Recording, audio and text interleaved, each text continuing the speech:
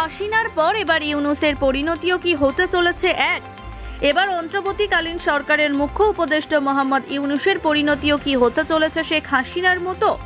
যেভাবে তার বিরুদ্ধে বিক্ষোভ নামা হচ্ছে, অন্তত এটা স্পষ্ট তাতে তিনি ব্যতিক্রম নন। বিস্তারিতভাবে বলতে গেলে তার বাড়ির সামনে দেখানো হয়েছে প্রতিবাদ। বিক্ষোভকারীরা স্পষ্ট জানিয়ে দিয়েছেন যে তাদের দাবিগুলি পূরণ না করা হলে ইউনূস সরকারও বেশি দিন টিকবে না। প্রায় মাস ছয়েক আগে রাজনৈতিক পরিস্থিতি পরিবর্তন হয়েছে বাংলাদেশে।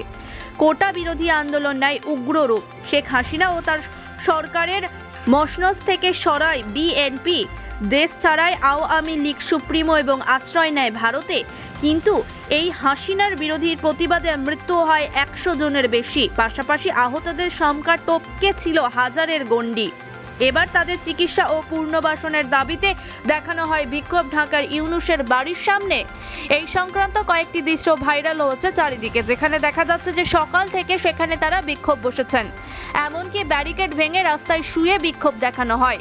এক বিক্ষোভকারী স্পষ্ট বক্তব্য, কোনো মূল্য নেই আমাদের জীবনে, তবে আমাদের যদি ভালো চিকিৎসা, পুনর্বাসনা না বা নায়কের মর্যাদা না দেওয়া হয় তাহলে এই সরকারও থাকবে না।